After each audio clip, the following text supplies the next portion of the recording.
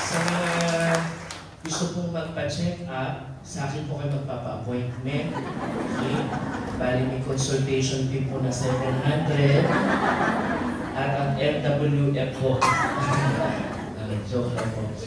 Pinapanalangin mo natin na dumating po yung time na si Lord po ay magbubukas din ng hospital para sa ating church. At pinapanalangin natin. Sabi nga ng ating pastora, may mga sponsors na po nagbibigay ng intensyon to build a hospital for our community. And naniniwala ko tayo na ang story po ni Doc Romel ay hindi natin masasabi lang na kasi siya nag-take siya ng exam, siya ay naging doktor, ganyan. But it's a story po, isang testimony na pwede natin matutunan. Hindi man po tayo nag-take ng physical licensure exam ay tayo exempted dahil we all have exams in life. Tama po, may mga sarili-sarili tayong test sa buhay at naniniwala ko tayo na yung process na kanyang pinagdaanan, we can learn. May matututunan po tayo doon. Naalala ko po nung time na bumagsak si Doc Romel the second time. Nagulat ako kasi nakita ko siya dun sa likod na after na umiiyak siya at sabi niya ayaw na daw niya, parang gusto na niya sumuko. Pero yung mga luha po na yun ay napilitan ng luha ng kasiyahan. And also, we want to congratulate yung parents ni Doc Romel at dito sa akin. Ayan, sila ni Pilika at si Tatay Pilkas. Congratulations po sa pagpapalaki niyo ng mabuti sa ating Dr. Romel at sa pagtataguyod. Hindi naman din makakamit ni Doc Romel yun kung wala yung mga parents po niya na talagang pinaglaban po siya hanggang po sa dulo. And para supportahan po yung testimony po ni Doc Romel, mga hanggang alas 6 tayo ngayon kasi 3 tapos, okay, bibilisan natin. Kasi mauna lang tayo, magkasakit kayo, di ba? Yeah, so lahat po tayo nakaka-relate sa story ni Doc Romel na may mga pagkakataon sa buhay natin na naranasan nyo po ba may putol sa life ninyo na gusto nyo nang sumuko? Meron po ba ditong may time na taas nga po ang kamay ng tao nakaranas na gusto na niyang sumuko? Talagang mga palaban yung nasa gitna, no? Hindi talaga sila sumuko. Yan. Nakaisip na parang ayoko na Lord, may ganun po ba? Sumagi man lang, mataas po ang mga kamay. Ayan. Lahat po tayo nakaranas ng ganon. Tama po. Minsan sinasabi mo na, ayoko na. Hawak-hawak mo na yung sunrocks, di ba? Bakit? Matawag na ba kayo? Kayo ha? Iba iniisip nyo ha? Baka bumula yung bibig nyo, kung gagawin po yun. Ayan. Pero lahat po tayo ay nakaranas at some point in our life na sinabi natin, Lord, hanggang kailan pa po ba ako magtitiis? Tama? May times po na tayo po yung nagsabi na rin na para bang walang nangyayari, Lord. Gusto ko na pong sumuko. Gusto ko na pong itigil ito, Lord. Bakit kung kailan po ako umattend ng church sa LTCM, mas lalong tumigas ang puso ng aking pong asawa. Na Lord, bakit ganito? Ngayon na umaattend kami ng church, kilala ka namin, Lord Jesus. Sunod-sunod yung problemang dumating. Bakit, Lord, nung sinuko ko na yung life ko sa inyo, ay doon naman nagkaroon ng sunod-sunod na problema sa buhay. Alam niyo po mga kapatid, lahat ng yan ay parte ng tinatawag nating buhay. Tama po? Pero ang gusto ko ipaalala sa atin ni Lord, na hindi po tayo nag-iisa sa mga nararanasan natin. Minsan inisip natin na tayo na yung pinakamabigat na problema, tayo na yung pinakakawawa, pero tandaan mo na meron pang iba dyan na marahil ay dumadaan sa napakabigat na pagsubok at lumalaban. And among sa atin po, sa church natin, tandaan mo natin na hindi po tayo nag-iisa, lahat po tayo dumadaan doon. And gusto ko pong ipaalala,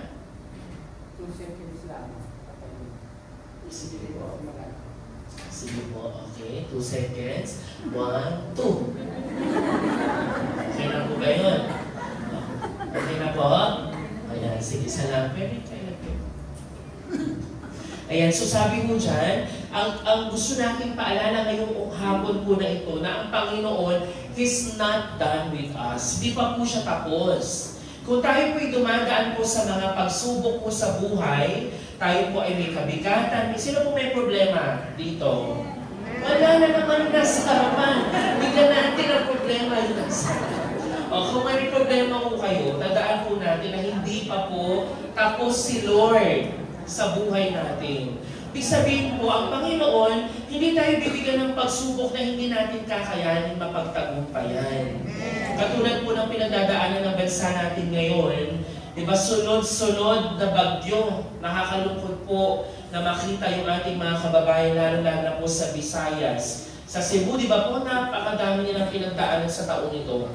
May lindol, may bagyo, at may bagyo na namang itong dumadating na bagyong si Uwan. Diba ho, imagine kung gaano kahirap ng buhay. Hindi naman tayo nagpapasalamat kasi hindi tayo masyado nasasalanta. Pero nagpapasalamat tayo kay Lord dahil yung protection niya ay nararanasan po natin. Nararanasan po natin yung kabutihan ng Panginoon sa mga oras po na ito. Na maybe po, there are times in our life na sinabi natin na pagod na ako, Panginoon, parang walang nangyayari sa buhay ko, at sinasabi natin, hindi ko na kaya, at marahil sinabi mo na, Lord, hanggang kailan po ako magtitiis. Pero lahat po ng yan, okay lang po na sabihin mo yan, dahil tao po tayo. Alam mo po ba si Lord, hindi naman nagugulat pag tinanong mo sa kanya yan? Pag sinabi mo kay Lord yan, hindi po siya nagugulat, o ba't siya napapagod? Kasi alam ni Lord na mayroong punto sa life natin na napapagod ka mo talaga. Alam ni Lord na tayo po may kahinaan, namatay po yung mga aircon, so pakibukas po ulit.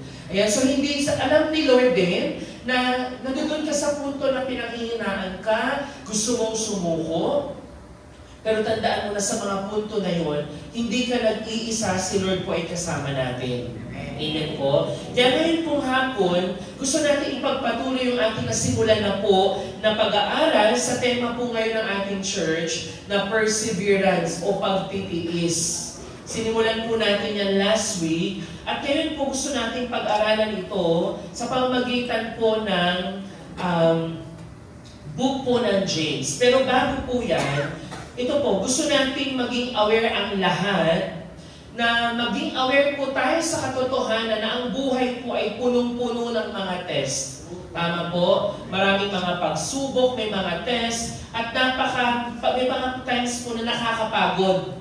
Tama po ba yun, mga kapatid? May mga pagkakataon na napapagod tayo kung ikaw ay estudyante, napagod ka sa school, kung ikaw ay isang manggagawa, napagod ka sa work, kung sa relationship mo, napilit mong pinaglalaban mo yung muntik-muntik ka na kayo maghiwalay ng iyong asawa, but you are still doing your best na, Panginoon, ito po ay aking asawa. Isalba niyo po yung aking relationship. And sometimes, nakakapagod. Maging yung ating pong pananampalataya. At maging po sa mga young people natin, they also get tired. They're tired of trying, tired of waiting, and napapagod sila dahil ang buhay ay parang unfair. At kung narinig naman po sa testimony ni Doc Romel, maraming times sa kung titignan natin nakakapagod, yung internship journey pa lang po niya, di ba o?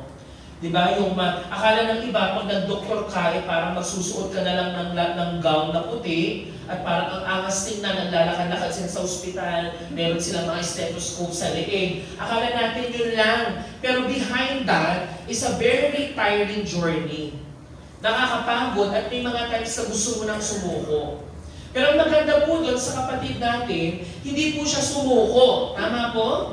Kung sumuko siya, hindi po tayo magkakaroon ng ganong celebration.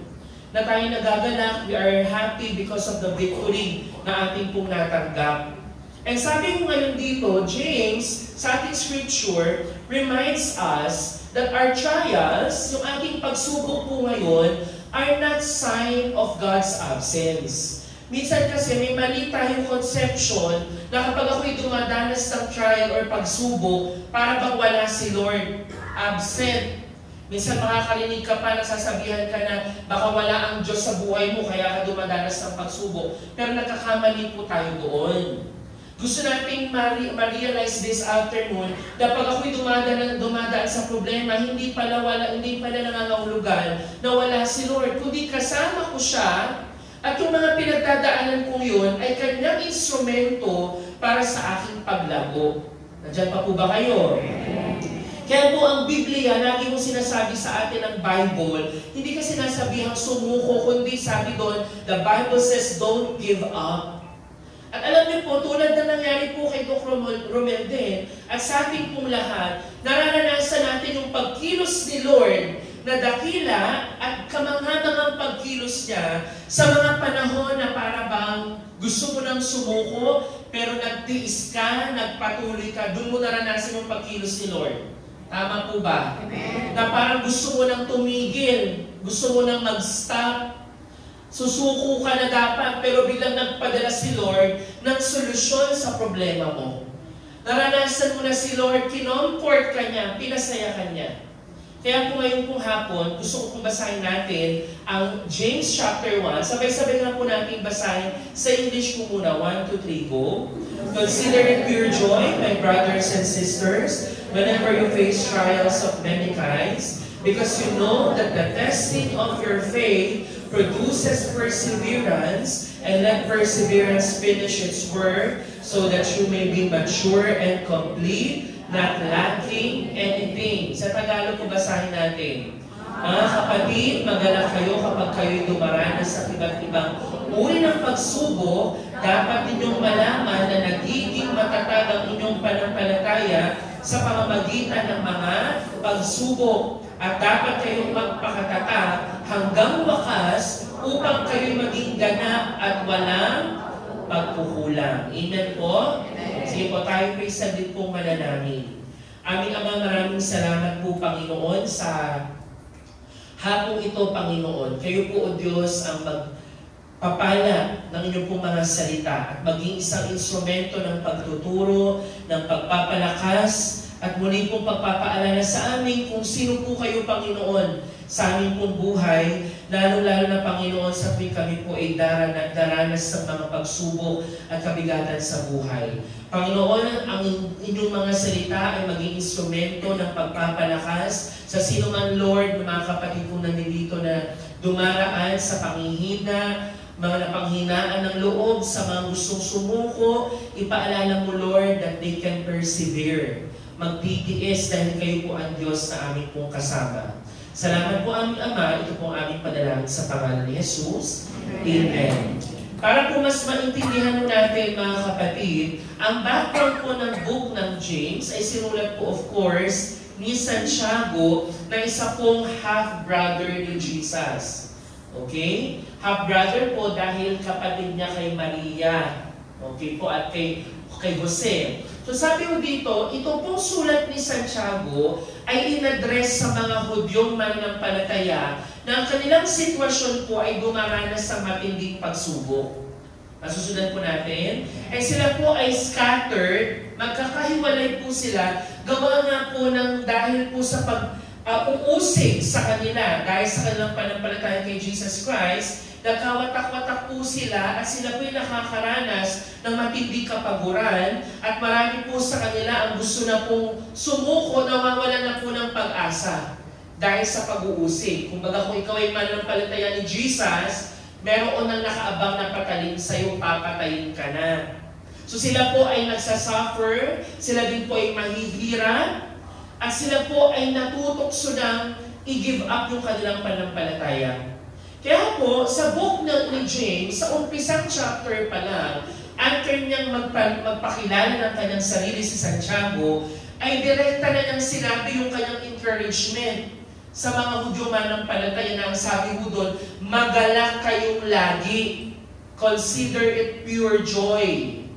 Sino ho dito, matanong ko lang, ang masaya siya pag may pagsubok, taas ang kamay.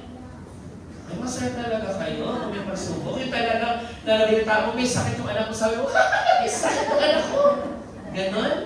Di ba po, ang initial natin response, nag-aalala ka, di ba po, namumblema ka, yung napaka-maaliwalas na mukha, kumukulubot yung mga noo, nagsasalubo yung kilay, dahil initial response natin sa pagsubok, nag-aalala ka, natatakot ka. Tama po? Minsan gusto mong sumuko. Pero sabi ni James, ay magalak tayong lagi.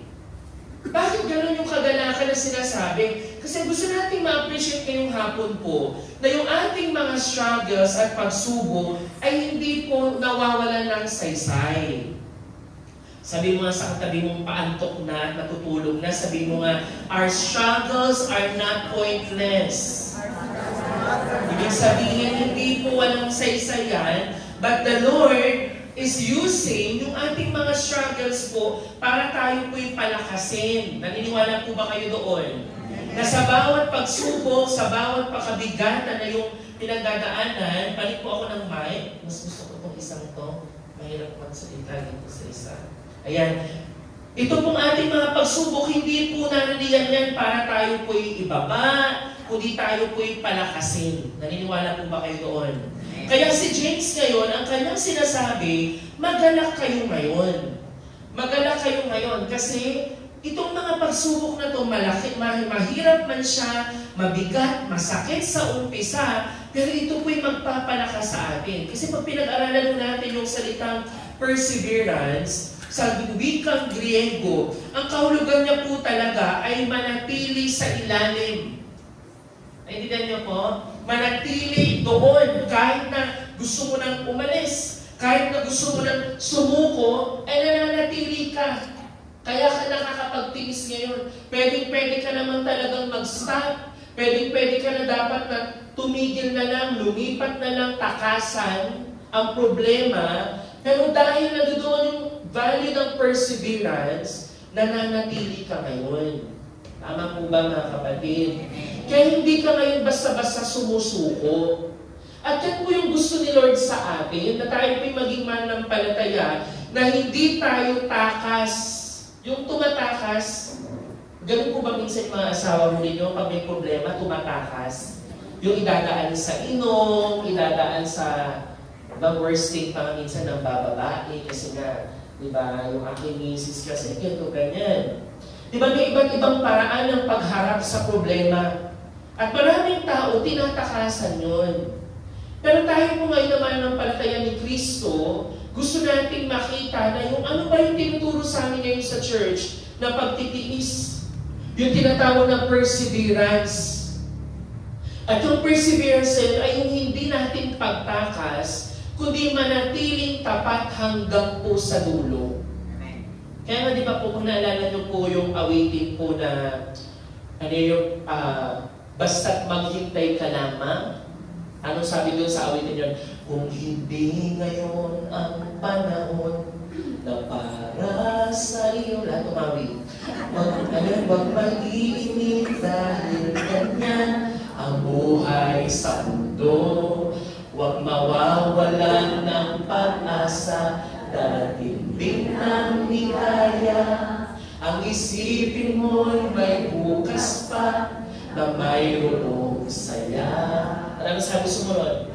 Kabigo ay hindi hadlang upang tumakas ka.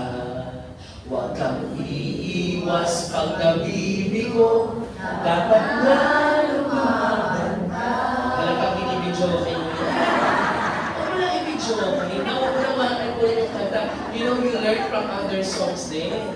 Kaya sabi sa chorus, ang kailangan mo'y iba'y ng loob kung mayroong pagsubok man.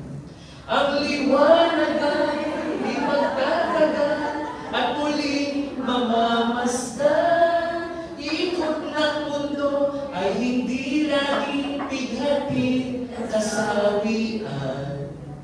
Ang pangarap mo'y yung makakamtan. Basta't maghintay ka lamang. Ang problema, hindi tayo naghihintay. Pag meron pong pagsubok, pag meron kabigatan, onting hirap, onting kabigatan, tatakasan natin, hindi tayo naghihintay. Kaya po ngayong hapon, unang natin ma-appreciate that we need to remain under pressure. Kasi napakarami na pong pressure sa mundo, tama po? And ang challenge sa atin, na tayo may pananampalataya sa Panginoong Hesus, susuko ba tayo o tayo mananatili nakasama ang Panginoon hanggang sa wakas. Kasi alam natin, hindi tayo pababayaan ni Lord dito sa problemang ito. Dito sa mabigatang ito. But the Lord wants me to experience Him.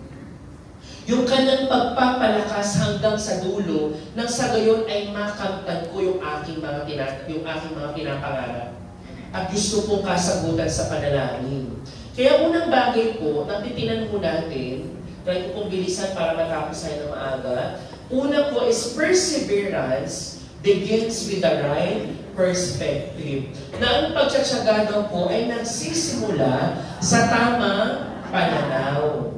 Kung paano natin pong tinitingnan yung ating pong mga sitwasyon sa harapan natin ngayon, doon po nagmamatter paano ka magre-respond. Tayo pong lahat na nandito, pwedeng may dalawang tao, pareha kayo ng sitwasyong kinakaharap. Tama po? Pero may tao, kahit tayo po'y pareha ng sitwasyong kinakaharap, pero magkakaiba tayo ng paraan ng pagharap doon. Kasi po nagmamatter paano yung pananaw natin sa lahat ng ating pinagdadaanan. Kaya sabi po, ang perseverance, nagsisimula po siya sa tamang perspective. Yung tama pong pananaw sa ating pong kinakaharap. Kaya sabi po unang sinabi ko ni Santiago, consider it pure joy. Sabi ko, mga kapatid, magalak kayo kapag kayo'y dumaranas ng iba't ibang uri ng pagsubok. Alam niyo po, hindi naman po tayo masaya dahil maganda yung nangyayari. Tama? Masaya ka ba dahil may sakit yung iyong anak? Hindi. Magiging masaya ka ba kapag nasa bingit na ng kamatayan yung iyong kamag-anak na minamahal na na-diagnose ng cancer? Masaya ka ba doon? Hindi. Masaya ka ba na nabundol, na aksidente yung iyong kaibigan? You're not happy. Doon sa mga ganong sitwasyon. At normal na malungkot ka doon, normal na ang response ng tao ay mabahala, pero hindi mo tayo nagiging masaya dahil sa nangyayari. But we are happy dahil sa magandang magiging bunga nito. Alam natin na kahit mahirap din nasa harapan, alam ko na at the end of the day, after nitong pagsubok na to, ang bunga sa akin ay maganda. Yung perspective ko ngayon ay hindi ako pababayaang basag ng Diyos dito. Hindi na ako pababayaang wasak yung puso ko after nitong problema ko, kundi ako ay kanyang palalakasin, ako ay kanya pong bibigyan ng pag-asa. Kaya sabi nga ho dito, we want to count it all joy. At yung salita po yun na count, or sa ibang salin po ay consider, yun po ay accounting term. Yung kumbaga ho sa term po, sa mga salita po ng accounting. Pag sinabing accounting ay math. Tama po ba? Sa math, sa mathematics. Kung titinan mo po ninyo to, ito po ay isa, ano po ba yan, mga kapatid? Nakahawak na po ba kayo yan? Passbook. Diba ho? Sino dito may passbook sa bangko? Wow. Okay, kung wala man po yan, imagine nyo po may passbook po kayo. Sa passbook po nakikita po doon lahat ng transactions. Okay, nakikita po natin doon yung mga withdrawal at mga deposit. Nakita natin yung pagbabalanse ng inyong account. Yan, di ba po? Ang sabi mo ngayon ni James dyan, you count it as joy.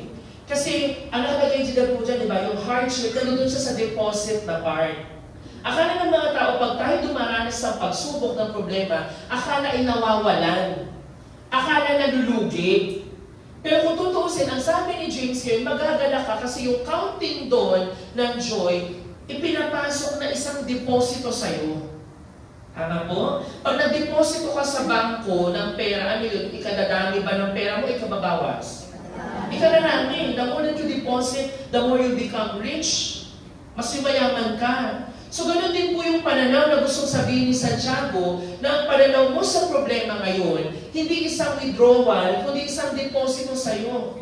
Na habang dinideposituhan ka ng lahat ng iba't ibang pagsubok, sunod-sunod na problema, ito ay mas nagpapayaman, hindi man yumayaman sa material. Hindi ka man nagkakaroon ng 6 digits, 7 digits sa iyong bank account, pero yumayaman ang iyong character. Dahil tinuturuan ka ni Lord sa gitna po ng pagsubok. Amen po ba? Alam ko pong maulan, malamig ang panahon, pero po sana kayo matulog. Kaya kung sabi mo dito, pure joy mo siyang maituturing dahil ang isang trial, hindi naman siya okasyon for joy. Ito'y napakahirap, masakit pa nga. Pero dahil dun sa purpose nun, ang purpose ng mga trials natin ngayon ay para mag-produce ng ikabubuti sa atin. Nasusundan po ninyo mga kapatid, may kausap po ba ako? Amen. Na itong lahat ng to ay mag-produce ng something that's good in us. At dahil dun sa rason na yun, may kagalakan ka ngayon. Kaya napapansin nyo po, pag kayo po'y daraan sa pagsubok, maranasan mo, sa susunod na maranasan mo ulit siya, ano nararamdaman mo? Parang ang lakas mo na. Hindi ka na binababa ng pagsubok na yun. Yung asawa mo darating ng lasing, dati nung wala ka pa kay Lord, pinanghihinaan ka ng loob, umiiyak ka sa anak mo. Sabi mo sa anak mo, anak, yung tatay mo wala ng pag-asa, uwi na lang tayong probinsya. Pero nakilala mo si Lord at nakita mo ang pag-asa'y nasa Kanya, darating man yung asawa mo lasing lagi, ay binibigyan mo pa ng pulutan. Sa sobrang saya mo. Sabi mo, Lord, thank you sa asawa kong to, pinapatatag mo ko, inaayos mo yung ugali ko na dati bumangera ako. Pero dahil natuto kong magtiis, at inaayos pala, Lord, yung aking attitude, mas nabubuo ngayon yung kasiyahan sa family. Naintindihan po ninyo, mga kapatid? Kaya si James po, hindi po niya sinasabi na para ka nagpapanggap na walang nangyayaring pagsubok. Nainitan po ba kayo? Nainitan sila? Hindi nainitan. Nagpapaypay kasi, ewan kung baka tama po ba yung mga ito ninyo. Ayan. So sabi mo dito, hindi tayo nagpe-pretend that there is no trial happening, but they are enjoyable kasi nga nagpapatatag po sa atin. Naintindihan niyo po yun? Nagpapatatag po sa atin. Kaya mo sabi mo dito, yung mga trials na yun, ang sabi doon, there are trials of many kinds. Kasi iba't ibang klase ng pagsubok. Yung pagsubok ng katabi mo ngayon, iba din sa pagsubok mo. Tama po? Sino ditong parehan sila ng pagsubok? Sabay-sabay sila. Di ba magkakaiba? May pagsubok sa anak, may pagsubok sa pamilya, may pagsubok sa trabaho, pinansyal ang pagsubok. Pero sabi ko dito, ina-acknowledge ni James yun, na iba't iba, trials of many kinds. Pero, regardless kung anong klaseng pagsubok yan, may iisang command si James na i-consider mo yan na isang kagalakan. Amen. Amen. Hindi dahil masaya yung nangyayari sa harapan, pero tinitinan mo yung bungang idudulot sa iyo noon. Na pinalalakas ang iyong loob. Na pinatatatag ka niya. At lalong higit, mas pinalalapit ka sa Diyos para magtiwala ka sa Kanya. At naniniwala tayo na ang mga pagsubok, hindi po ito naiiwasan. Kaya sabi ni James doon, hindi niya sinabi na if you face trials, but he said, when you face. Kasi lagi natin nararanasan po yun. The trials o pagsubok ay parte po ng buhay. At kung paano natin yung tinitingnan, paano ba tinitingnan yung pagsubok mo, ay magdedetermine ngayon kung paano mo siya tatayuan. Kung nakikita mo yung pagsubok mo na isang sumpa o isa pong parusa, anong paningin mo kay Lord? Malupit si Lord. Iisipin mo, grabe naman si Lord sa buhay ko. Kaya nakakaroon ka ngayon ng mga thoughts na sobrang lupit naman ni Lord sa life ko. Bakit naman ako pinaparanas ng ganito? Pero kung titingnan mo yung pagsubok sa'yo na isang bagay na magpapalakas, ikalalapit mo sa Kanya, hindi ka ngayon magkakaroon ng bitterness. Kaya sa buhay mo natin, a lot of things can happen. Pwede mong mangyari sa buhay natin yung mga hindi natin inaasahan. Ilagay niyo po yung mga sarili, halimbawa sa ating mga kababayan sa Cebu. Lalo na dun sa mga nakita niyo sa social media, sa news. That they're all talaga na-destroy yung kanilang lugar. Yung di nila inaasahan yung kanilang village ay hindi naman binabaha. Pero sa matinding ulan, bigla silang, di ba po? Yung ilog, umapaw, nagpuno ng tubig yung kanilang mga lugar. Pwede nating masabi na sama naman itong mga nangyayari pinagdadaanan ko. We can say, this is terrible. Diba? Hindi ba kasi tayo nag-i-English, no? Diba? This is terrible. Sabi natin, sobra naman to. Sabi natin kay Lord na gano'n. Sobra naman to, Lord. Grabe naman. Sasabihin natin ganyan. At sasabihin mo, ay napakapangit ng pinagdadaanan ko. It is a bad day. Nasabi mo na ba yan? Na ang pangit naman ng araw ko. Naranasan nyo na po yun? Na ang pangit ng araw ko, sunod-sunod. Kung baga nung panahon wala pa tayo kay Lord, sabi natin, ang malas-malas naman ng araw na to. Pero niwala tayo sa Kristiyano, wala nang malas. Walang swerte because we know all things work for the good of those who love Him. At pwede natin masabi, my life is going wrong. Lord, parang mali na ito yata. Kasi puro pagsubok sunod-sunod. At bakit ito nangyayari? Pero alam niyo po, paano natin i-change yung ating pananaw ngayon? Hindi sinasabi mo kung sabihin niya na, grabe naman, you can say that. Normal yun eh.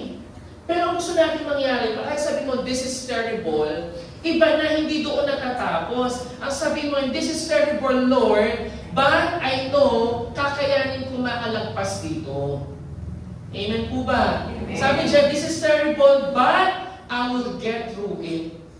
Malalagpasan ko itong Panginoon sa tulong mo. Pwede mo pa rin nasabi na, this is a bad day, Lord. Ang pangit ng araw ko na to, Lord, but I know that even though my day is bad, the Lord is still good. Amen. Kahit na pangit ang araw ko, mabuti pa rin si Lord. Kasi yung kabutihan ni Lord, hindi po nakabase sa ganda at pangit ng yung araw. Kahit na maliwanag sa labas o maulan sa labas, si Lord ay mananatiling mabuting Diyos. Amen. Sa tingin niyo po ba sumama si Lord dahil may pagsubok ka ngayon? Hindi. Mabuti pa rin si Lord kahit mabigat ang pinagdadaanan mo ngayon. Kasi sabi dyan, my life is going wrong, Lord. Bakit ito nangyari sa akin? Pero instead of saying that, pwede natin sabihin na, Lord, paano ko po ba ito gagawin tama, Panginoon? Mali na yung aking nakikita, pero Lord, how can I make this right? At Lord, ano po bang tinuturo mo po sa akin? Instead of asking the Lord, Lord, bakit mo ito ginawa? Bakit ito nangyayari, Lord? Ang tanungin mo ngayon, Lord, ano po bang itinuturo mo sa akin? Amen po ba, mga kapatid? Kaya nga po, sabi dyan, when we see trials as punishment, pag inisip mo na ang trial ay isang punishment o parusa, ano sabi mo? We get bitter. Ano yung bitter?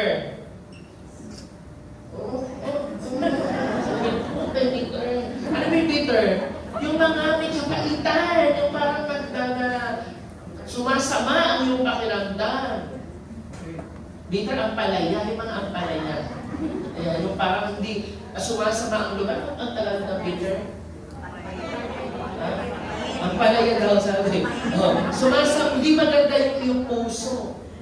Nagre-reklamo ka ngayon. Pero sabi dyan, when we see trials as preparation, anong sabi mo? We grow better. Ano yung Bisaya ako? Bitter pa rin yun sa akin.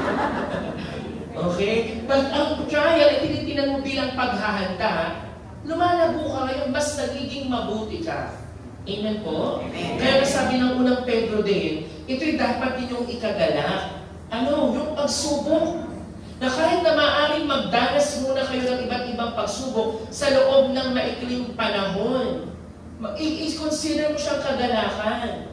Bakit? Sabi mo ng Roma, very clear nang sinabi, sabi mo sa Tagalog, hindi lamang iyan, pakibasa po ng lahat ng gising, ikinagagalak din natin ang mga kahirapang ating tinitiis dahil alam natin ito ay nagbubunga ng pagtsatsaga. At ang pagtsatsaga ay nagbubunga ng mabuting pagkatao at ang mabuting pagkatao ay nagbubunga ng pag-asa.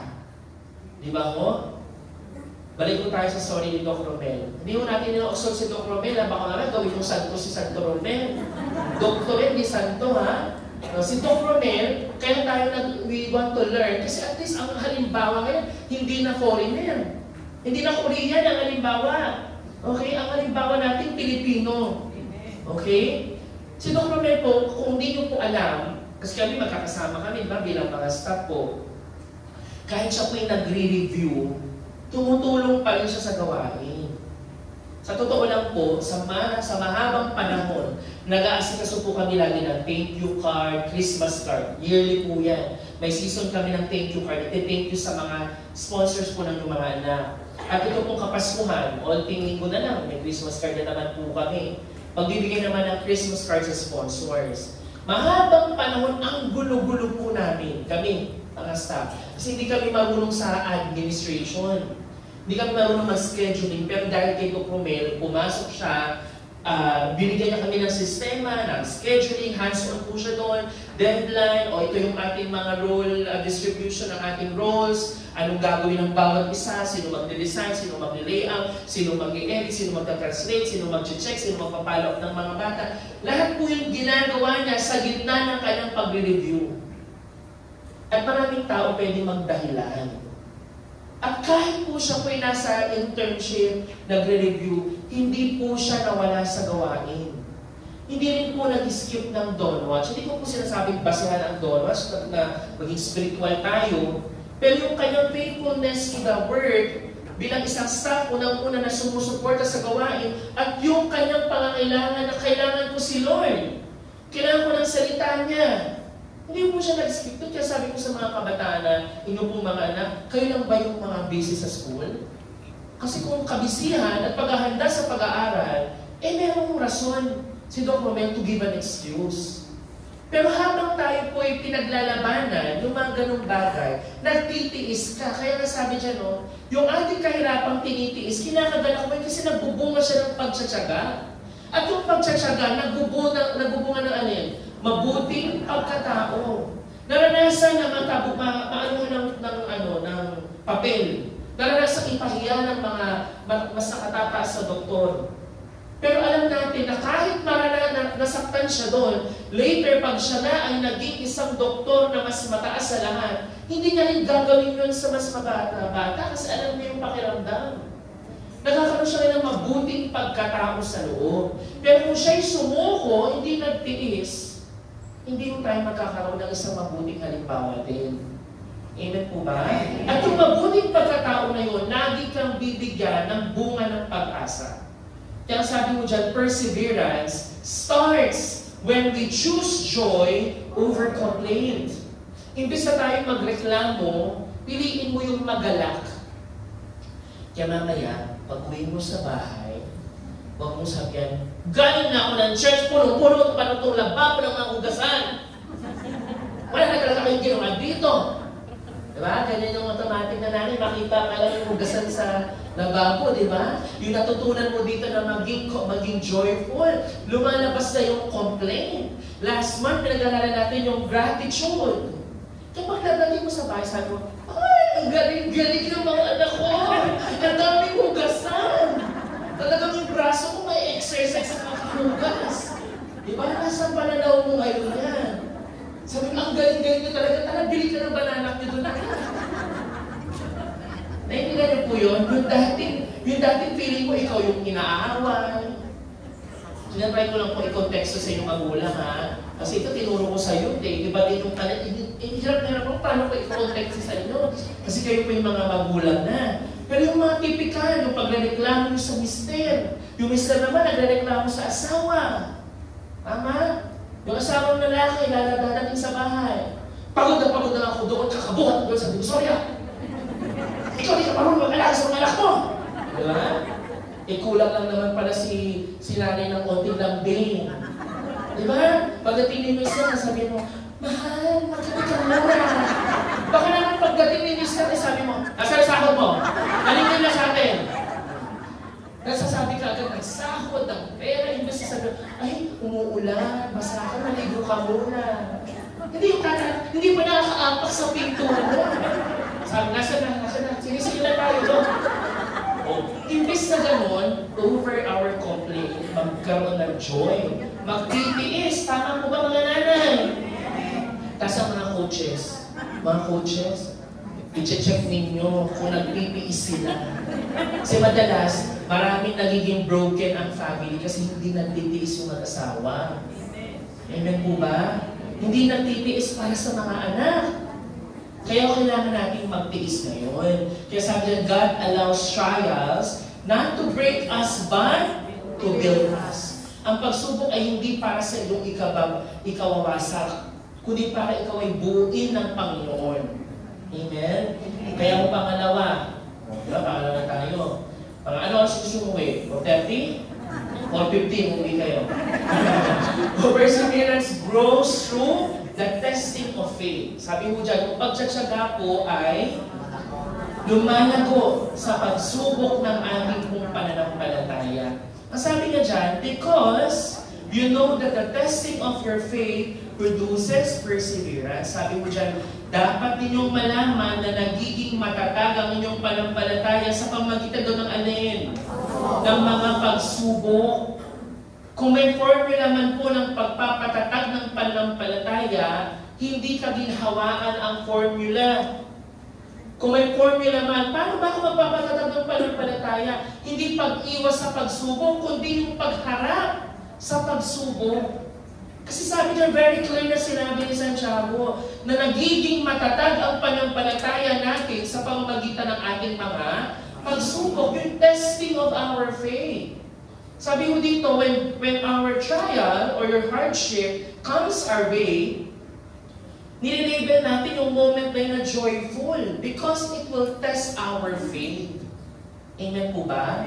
Pansinin niyo po, pag kayo po ay may mga pagsubok, doon na kayo nagtatawag. Lahat ng santo, tinawag nyo na. Kasi doon talaga lumalabas yung pananampalataya ng tao whenever we face difficulties. Pero pansinin mo kapag may ginhawa, diba? Yung parang, anak, bili ka doon, anak, ganito, ganyan. Nakakalimutan mo.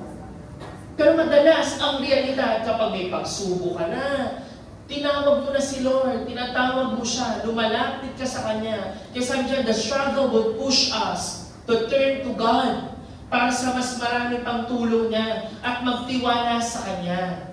Amen po? Sabi dyan, to trust more deeply that He is with us and for us. At siya po ang siyang sasama sa atin upang mapagtagumpayan ang lahat.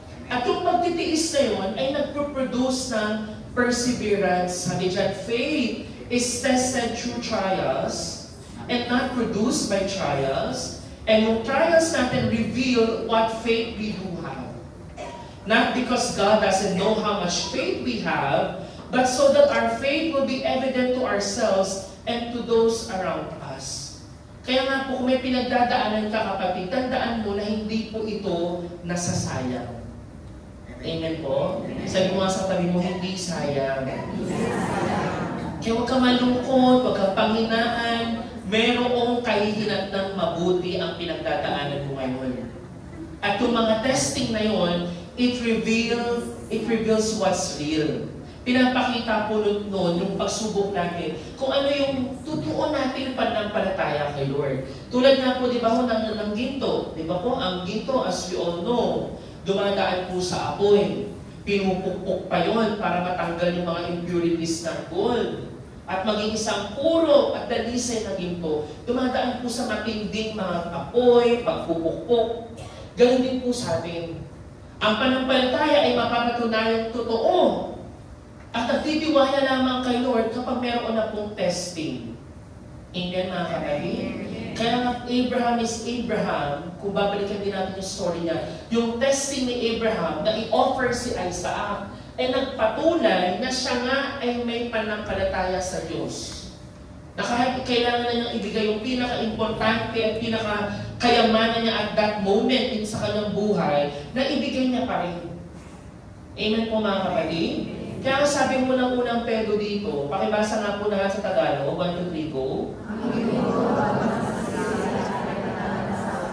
Upang malaman kung talaga dalisay, gayon din naman ang inyong pananampalataya na higit na mahalaga kaysa ginto ay sinusubo upang malaman kung ito'y talagang tapat. Sa gayon, kayo'y papupurihan, dadakilain at pararangalan sa araw na mahayag si Jesucristo. Amen po ba, mga kapatid? Kaya kung dumaraan ka ngayon sa pagsubok, mga kapatid, sasabihin mo ngayon, ako ay magpe-persevere o magpipis, magtsatsaga, dahil ako'y ginagawang dalisay ni Lord. Amen. Sino dito gusto maging dalisay? Ma-purify siya. Lahat po tayo. At ang paraan nun ay tayo po ay dumaan sa iba't ibang klase pong pagsubok. Kaya sabi mo dito, when your faith is tested, kung anumang paraan po yan, God is not trying to destroy you, sabi mo, but He is developing you Dinedevelop ka niya, pinapalago ka niya, at sabi dyan, He is strengthening your spiritual muscles. Yung mga tatay dito, di ba po, as we all know, kayo pag tayo pa'y nag-workout, punta na kayong gym, mga nanay, diba pag sa gym, nagbubuhat yung mga lalaki. Parang walang nagtatahan ka na kayo nagbabodybuilding po, di ba? Nagbubuhat sila ng mabibigat. Tama? Kailangan silang mabuhat ng mabigat para yung muscle ay masira. Sinisira ang muscle. And then it will restore again. Kaya lumalaki ngayon yung muscle. Hindi po pwedeng today, nagbuhat ako ng 5 kilo, gusto kong magpalaki ng katawan, bukas 5 kilo pa rin. Sa susunod na linggo, 5 kilo pa rin. Nagpo-progress ka ngayon. Kasi gusto mo na maranasan pa yung muscle, yung mas mabigat para lumaki siya ngayon at makita na yung forma ng muscle. Naintindihan niyo po yun?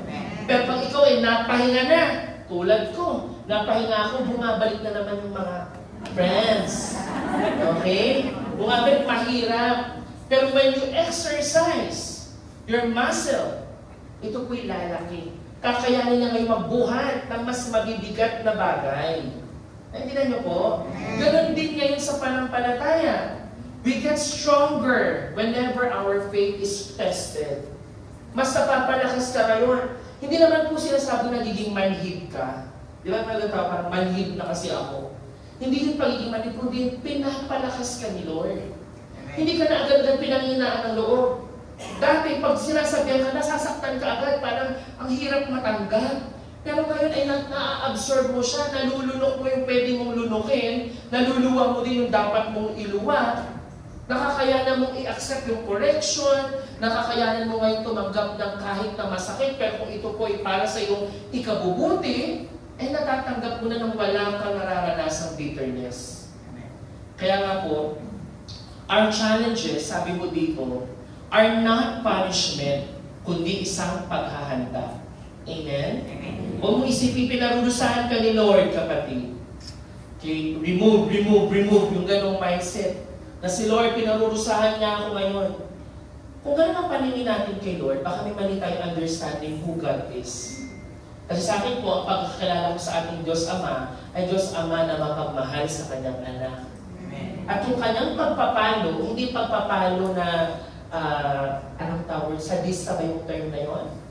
Na hindi gano'n, na gusto niya yung masama for you. Ang gusto ni Lord, masasaktan ka man, mapapalo ka, pero ang end goal pa rin nun ay isa yung ikabubuti. Okay po ba yun? Kaya sabi dyan, ang Panginoon, sasabihan ka ngayon niya na, anak, ano sasabihin sa'yo ni Lord? Stay faithful, anak. Sinishape pa kita. Hinuhulma pa kita. Sa nais kong maging ikaw. Hindi ka pa tapos, hindi pa ako tapos sa'yo, anak. Kaya magtiis ka ngayon. Pagtsatsagaan mo. Dahil lahat ng aking ginagawa sa buhay mo ngayon, mahihirapan ka man saglit. Pero yung bunga na to, ng kagalakang madudulot sa'yo, ay hindi maikukumpara. Amen po, mga kapatid? Kaya sabi mo dito, perseverance is not about strength. It's about staying until God finished His work. Hindi po siya nangangahulugan ng palakasan, mga kapatid. Hindi siya tungkol sa lakas natin. Kasi sino po ba dito ang may lakas siya, araw-araw siyang malakas? Meron po ba? Hindi po siya tungkol sa kalakasan. Kundi na alam natin na mahina tayo, may mga times po na tayo na napanghihinaan ng loob, pero ang mahalaga ay kahit sa ganong klaseng sitwasyon, saan ba ako nananatili? Nananatili ba ako sa lilig ni Lord? Nananatili ba ako nag-umaasa sa Kanya? Kasi kung sa sarili talagang kalakasan, wala po sa atin ang kayang magpatuloy. Amen? Kasi ang ating kalakasan po very limited. Pero sabi dito, it's about staying. Mananatili ka kay Lord hanggat tapusin niya ang iyong buhay. Matapos yung iyong mission. Kaya nga po for our application, when you feel like giving up, kung gusto mo lang sumuko, ang sabi dyan, isipin mo, alalahanin mo kung bakit ka nagsimula. Sino dito gusto nang sumuko? Isipin mo ngayon, Lord, bakit po ba ako pinagsimula ng ganito? At sino po ba, Lord, ang tumawag sa akin? Hindi po ba't ikaw, Panginoon? Kaya nga po, who am I focusing on? when life gets hard? Kailan ba ako nakatingin? Saan ba ako nakatingin pag humihirap ang sitwasyon? Sa sitwasyon o doon sa aking tagapagligtas? Yun po ang natin po itatanong. Kaya sabi dyan, faith that's never tested will never grow strong. Ang panampalatayang hindi nasusubok, hindi dumadaan sa iba't ibang kabiguan at pagsubok, hindi yan lalakas. At faith that's never tested ay isang panampalataya na hindi mapagkakatiwalaan. Diba po? Diba ang isang tao, masasabi mo mapagkakatiwalaan mo na siya kapag na-test mo na yung integrity niya, yung kanyang katapatan. And that's the same thing that the Lord is doing. Pinagkakatiwalaan tayo ni Lord. Sabi dyan, God allows pressure to prove His power in us. Yung kapangyarihan ni Lord ang gusto nating makita. Kaya nga po, bukod sa tayo pinagagala sa success ng ating kapatid, nagpapasalamat din tayo that the Lord, it is His power. Amen? Amen. Hindi lang tayo natutuwa, hindi lang naman yung dahil si Doc Romel ay masipag, seryoso sa kanyang pag-aaral, but it's because God is working in his life. Amen po? And talaga namang nakaka-inspire din po ba na mapakinggan na sa kakarampot din na kanyang natatanggap na allowance sa church, eh patuloy po siya nag-i-sponsor ng mga bata. Parang isa yung sa mga anak po ninyo, without you knowing. And patuloy din po nagkakaloob na pwede niyang maibahagi po sa iglesia. And hindi po yan basta-basta nagagawa ng isang ordinaryong taong walang pagsama ni Lord. It takes yung intervention ng Holy Spirit para ipagpatuloy yun. Amen po mga kapatid? Because God wants us to see yung power niya at work in our lives. And lastly po, sabi dito, perseverance leads to spiritual maturity and victory.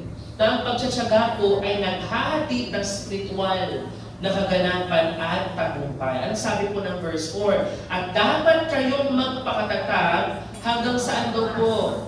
Hanggang wakas upang kayo maging ganap at walang pagkukulang. Hindi ka nagiging matatag hanggang gitna o hanggang October o hanggang November na lang o hanggang this year, kundi hanggang sa wakas.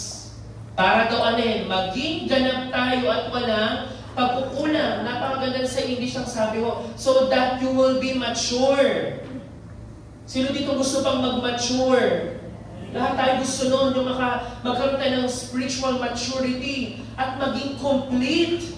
Hindi tayo nagkukulang. At yun po yung purpose ni Lord. Bakit niya tayo pinapatatag? At yun yung gusto din natin matutunan.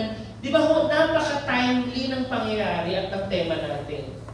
Sa bagyo ngayon, di ba po? Sabi ko nga, magpasalamat tayo kasi hindi pa natin masyadong nararanasan yung hagupit ng bagyo. Doon sa Catanduanes, di ba po, sa ibang Luzon areas, ay sobrang nalaki na ng mga alon, ang lakas na ng mga hangin at ulan. Eh tayong lahat din po, ganun po, kahit na tayo dumaranas ng iba't ibang pagsubok, bagyo sa buhay, yun ay para sa ating ikatatatag, para sa ating maturity, at hindi tayo magkukulang. Kaya sabi mo dito, perseverance is a process. Naniniwala po ba kayo doon? Na ito yung proseso. Alam niyo po, ngayon pong araw na to, hindi po akit napakinggan nyo na yung perseverance, mamaya, talagang todo-todo ka na. Baka mamaya, nagsasasayaw ka sa parola o sa ulan. Kasi sabi ko, sa gitna daw ng bagyo, pupurihin kita, Lord. Kasi sabi doon, maging masaya lang daw. Baka sabi mo sa anak mo, anak, huwag ka malungkot. Kahit gutom ka, tumawa lang tayo. Hindi ganon. Hindi mo siya yung nangyayari sa harapan, but yung panloob ay binabago ni Lord. And it doesn't happen one day. Kaya sabi dyan, we don't grow overnight. We grow through time. Diba? Sa paglipas ng panahon, yung katabi mo na magpasaway, matigas ang ulo, diba? On and off kay Lord, ngayon nakikita mo tumutodo na. Tama po?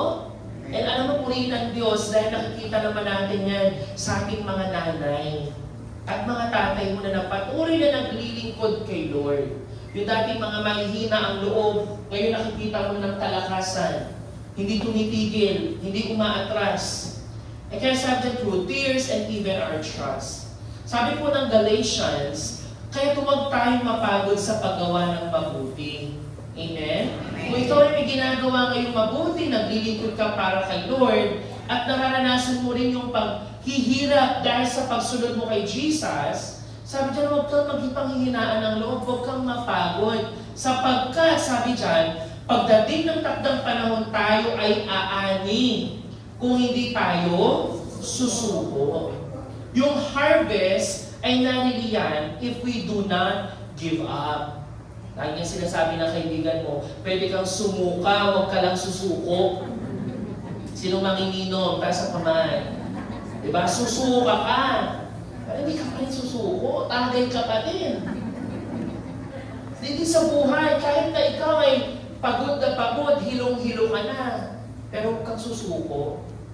Huwag tayong titigil. Kaya sabi mo dyan, every tear, every effort, every prayer, kung meron ka man yan, umiiyak ka ngayon, may effort kang ginagawa, at may pinapanalangin ka, si Lord nakikita niya ang lahat ng yun. God sees them all. Hindi po niya binabaliwala ang mga yun. He doesn't forget those who keep going in faith. Kung ikaw ay lumalakad ngayon sa iyong panampalataya, at ikaw ay nagtitiis, pinapractice mo yung perseverance, kasi natutunan mo sa church, huwag kang panghinaan kapatid, huwag kang titigil because God sees them. At nagagalak ang Panginoon doon. Sabi dyan, God never wastes pain. Hindi po niya nasasayang yung ating mga sakit na nararanasan, but He turns our pain into purpose. Amen? Yung iyong sakit na nararanasan ngayon, He will turn it into purpose. May layunin ka pala, Panginoon.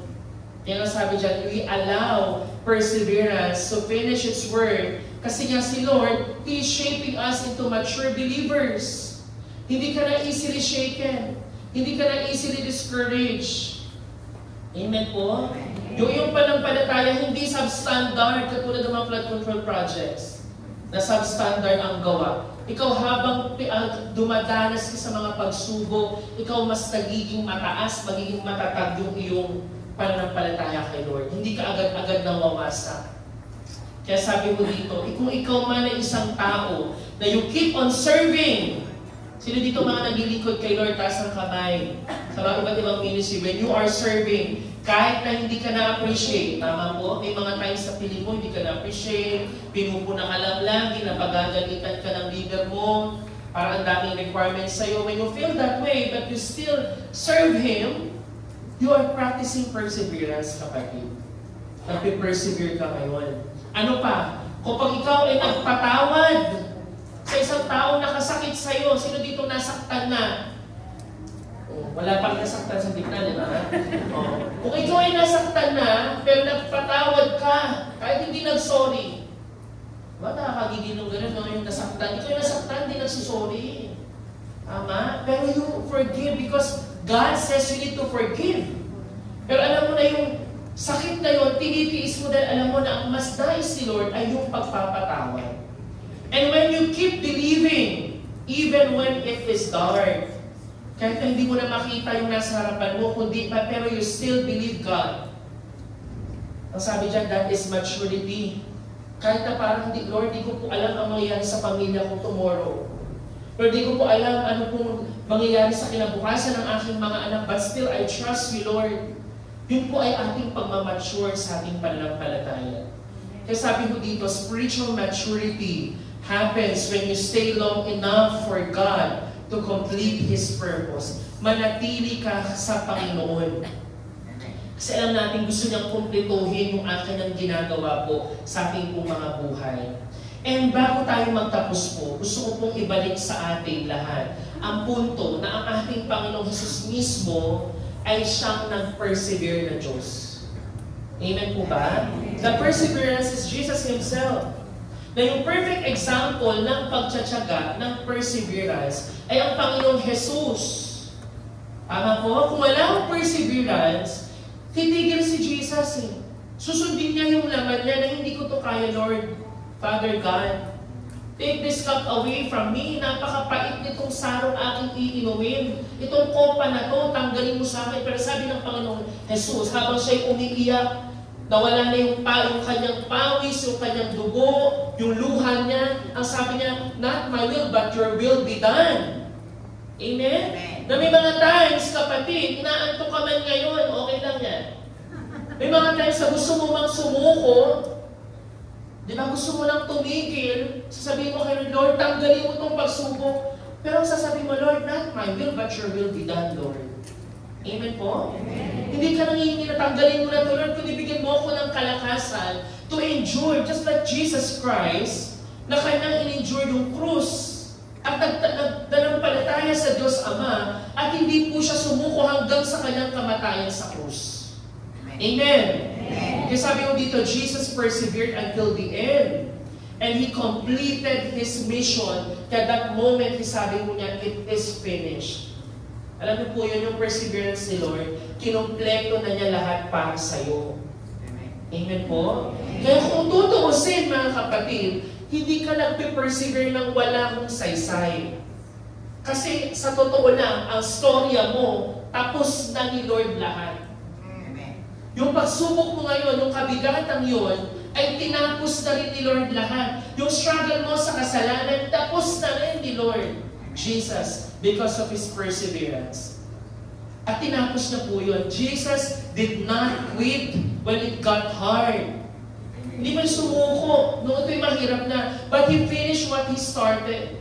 Sabi dyan, Jesus endured the cross so we could endure life's battle. Ganon din po yung grasyang binibigay sa atin, Lord, araw-araw, para tayo po'y palakasin niya, yung grasya niya sa atin araw-araw. Amen. Amen. And we want to declare this, if the Spirit of Him, na siya pong nagpatayo, nagbumuhay kay Jesus from the dead is living in you. Alam niyo po ba yun? Na yung Spiritong bumuhay kay Jesus ay sa same na Spirit na nasa inyo din. Kaya walang pagsubok, walang anumang problema pwedeng magpababa sa atin. Amen po ba? Amen. Kaya sabi mo dito, when you feel tired, remember, sabi dyan, Jesus was tired too. Yung lahat ng pwedeng mong naranasan na ni Lord. Eh yun yung gusto niyang maalala mo, it's okay. And He prayed. Jesus was rejected, nireject siya, ngunit siya din ay nagpatawad. Jesus was crucified, but He rose again. Kaya kung naranasan mo yan, lahat ng bagay na yan, kapatid, hindi natatapos sa kapaguran, hindi natatapos sa sakit ng rejection, hindi natatapos sa kamatayan. But there's always blessing. Hindi material na blessing. But there is forgiveness, there is resurrection sa lahat ng perseverance na ating pinagdadaanan. Kasi sabi dito, Jesus' story did not end on the cross. Hindi natapos sa krus. Ang Diyos nating si Jesus, hindi na natiling patay, but there is victory in the resurrection. Amen. Amen. Meron pong resurrection. He rose from the dead at yung kanyang perseverance, yung pagtsatsaga niya, nagbigay po ng kaligtasan para sa buong sanlibutan. Amen? Yun po ang naging dahilan. Kaya mga kapatid, yung perseverance na meron ka ngayon, baka maging paraan niya na ikaliligtas ng iyong pamilya. Pinagtsatsagaan mo sa panalangin ng iyong anak, pinagtsatsagaan mo sa panalangin ng iyong asawa, wala pa kay Lord, your perseverance is not in vain. Amen? Amen. Hindi mo nawawalan po ng saysay. So anong encouragement sa ating lahat? So keep on going. Bakit? Because God is not done yet. Sabi mo sa tabi mo, hindi pa tapos si Lord. Gumising ka na. Your story is not over. Sabi mo gano'n. Kaya sabi niya, if Jesus conquered death, gano'n din ang gagawin niya sa atin. He can help us overcome our struggles too. Amen po? And lastly, bago tayo magtapos, when you feel like giving up, anong sabi mo? Look at the cross. Kasi ang Panginoon Diyos natin, hindi siya nag-give up. Lastly po, perseverance is not about never failing. It's about always getting up because Jesus rose again. Yun daw po ay hindi nangangahulugan na hindi tayo nabibigo. Mamaya paglabas mo dyan, mabibigo ka ulit. Oo nga, hindi ganun yan. Nagsimba kasi ako kaya malakas na ako, hindi. Laharap ka ulit, paglabas mo dyan, umuulan, iinit yung ulo, ano ba naman yung bagyo na to? Saan sinampay ko doon? Hindi mo, na. Mag-fail ka ulit, magre-reklamo ka ulit, mateten ka ulit na magtanong kay Lord. Mawawala yung sesang pagtsatsaga. Pero hindi naman mo nangangulugan na hindi tayo mag-fail. Kundi sa bawat pagdapa, ikaw ay babangon muli. Amen. Kung tingin mong madadapa ka, nadapa ka man, okay lang yan. Ang mahalaga bangon kasama ang Diyos. Kaya for our conclusion, si James Santiago teaches us that perseverance is the heartbeat of our genuine faith. Trials don't mean God has left you. They mean He is training us. Amen? Kaya sabi ko dito, Jesus Himself endured the greatest trial. Yung ating krus para sa ating kaligtasan, at siya po ay nagtiyaga hanggang wakas para tayo po ay maging matatag hanggang sa oras na ito. Mga kapatid, pwede po ba tayong tumayo?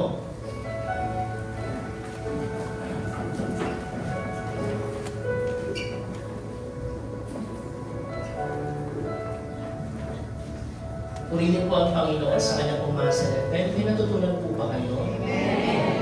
And habang tayo po ngayon ay haharap kay Lord, sana po mga kapatid, hindi nyo lang maalala yung pinagsasabi ko sa harapan.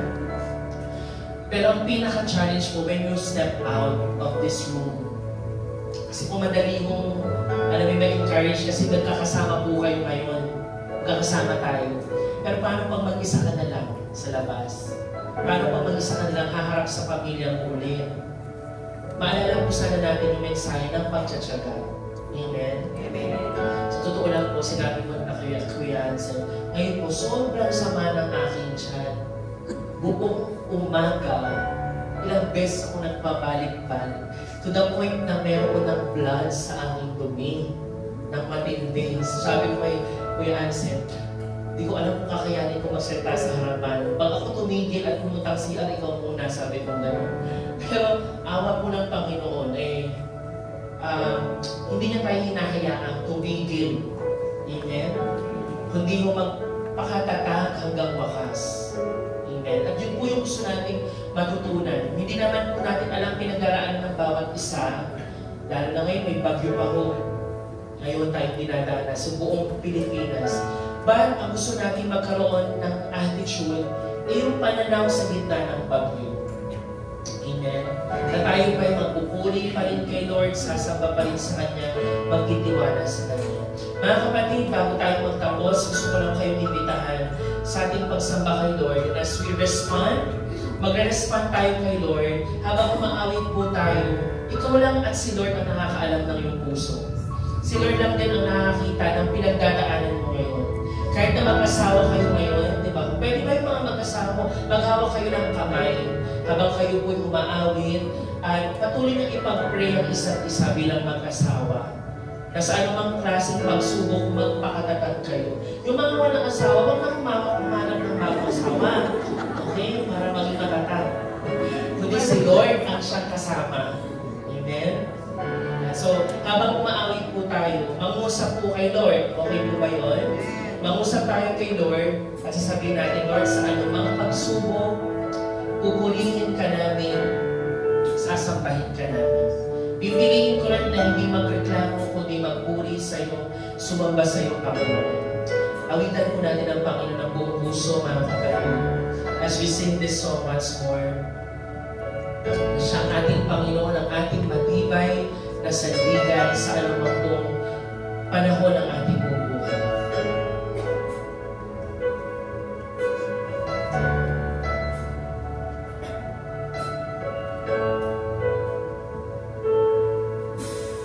Pipiliin ko ang magpuri sa iyo at magtiwala sa iyo kaparehan. Hintay sa'yo, aking Panginoon, kailanman hindi ako nabayaan. Higit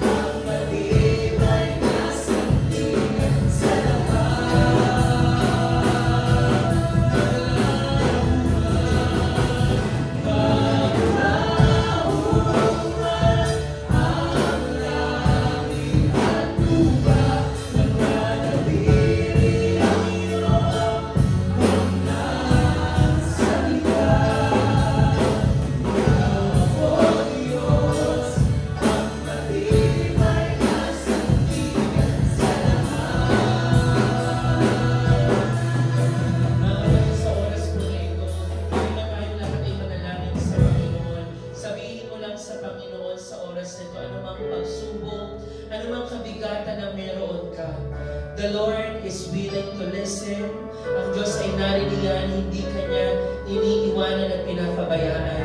Ngunit naririyan siya sa anumang sitwasyon ng iyong buhay ngayon. Kaya just come to the Lord ngayon sa panalangin at sabihin mo sa Lord, anumang pinagdaraanan mo, anumang klaseng bagyo yan, pagsubok sa buhay, pamilya man yan, sa asawa, sa anak, sa pinansyal, sa anuman, sa kalusugan, tayo po'y lumapit sa Panginoon at sabihin mo kay Lord, bigyan mo ako ng perseverance sa anumang pagsubok na pinahihintulot mo, Panginoon. At tulungan mo akong magtiwala lamang sa inyo, Panginoon. Tayo lahat ay manalangin sa Diyos sa oras na ito. At tayo lumapit lamang sa Panginoon at humingi ng kanyang pagtulong, ng kanyang kalakasan. Salamat po, Panginoon, ng iyong solan. Nakikita mo, Panginoon, ang bawat sitwasyon ng iyong pangalan, Panginoon. At hindi ko lang sinagsamahan. At hindi ko lang ang pagkakinunan ng mga pananampalataya sa iyo, Diyos.